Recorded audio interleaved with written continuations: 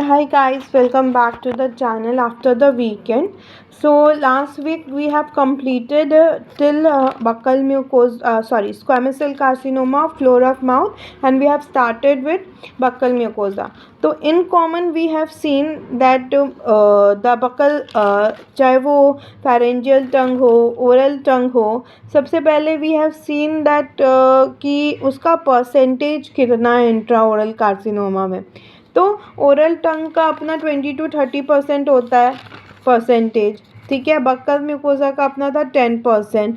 और फेरेंजियल का buckle mucosa नहीं, फ्लोर ऑफ माउथ का था, नहीं बक्कल म्यूकोसा का था 10%. और फ्लोर ऑफ माउथ का भी उतना ही 15 to 20% था.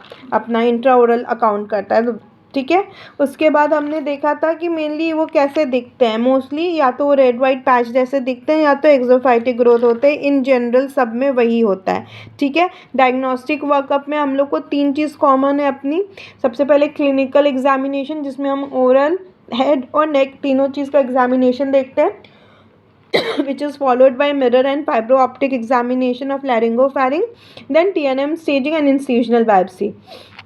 These are common in all.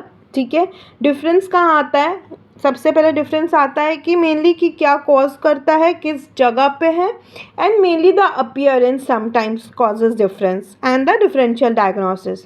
Okay, treatment भी मोस्टली सेम है, radiotherapy and surgery. Radiotherapy in the range of 5000 centigrade to 6500 centigrade, and surgery अगर प्राइमरी है, प्रोफिलाइटिक कर रहे हैं, नहीं कर रहे हैं तो 1.5 सेंटीमीटर मार्जिन फ्रोजन सेक्शन के साथ. Okay, this is I am telling this in brief in general because अगर इनमें से कुछ भी लिखने आए तो ये सारी बातें तो सब में कॉमन है. ठीक है, तो ये हम लोग लिख सकते हैं. डेफर मेनली प्रोग्नोसिस और फॉलोअप भी वैसा ही है, सेम. थोड़ा किसी किसी का प्रोग्नोसिस अच्छा है, किसी किसी का नहीं, लेकिन फॉलोअप में हम वही सब करते हैं. और फॉलोअप का टाइम पीरियड भी वही है, पहले 2 साल तक हर 4 महीने पे, उसके बाद 6 महीने पे. ठीक है,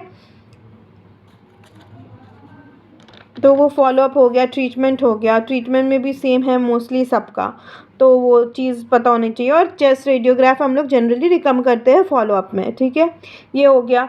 तो ये सब चीज़ इन जनरल है. तो आंसर्स अगर आपको ऐसे बाय हार्ट किसी का याद भी नहीं है, हाँ हिस्टोपैथ में वैरी करते हैं, वो थोड़ा दिमाग में रख सकते हैं, बाकी नहीं तो मोस्टली ये सारी चीज़ तो आपको सब में लिखनी ही लिखनी है. तो हम ये सब फिनिश कर चुके थे. कहाँ तक? Buccal mucosa we have started, we have finished it, floor of mouth. So let's start, continue the buccal mucosa part. Okay, let's start today's class. तो बक्कल म्यूकोसा में हमने क्लिनिकल प्रेजेंटेशन देख लिया था कि it accounts for 10% of all intraoral cancer. फिर red white patch के जैसे होता है, या तो एक्सोफाइटिक ग्रोथ, सेम चीज़. हाँ, it is also a part of a diffuse area of clinical leukoplakia और एरिथ्रोप्लेकिया, और ये एक्सटेंड कर सकते हैं एंटीरियर टॉन्सिलर पिलर और रेट्रोमोलर ट्राइगोन. ठीक है, ये सिम्टोमेटिक होते हैं जनरली, लेकिन कभी कभी इंटरेशन दिखता है अगर इन्फिल्ट्रेशन हो गया मसल्स में. कौन कौन से मसल्स में? मासेटर या फिर टेम्पोरालिस. और उसकी वजह से क्या होता है? लिमिटेड जॉ ओपनिंग और इंजुरेशन ऑफ चीक.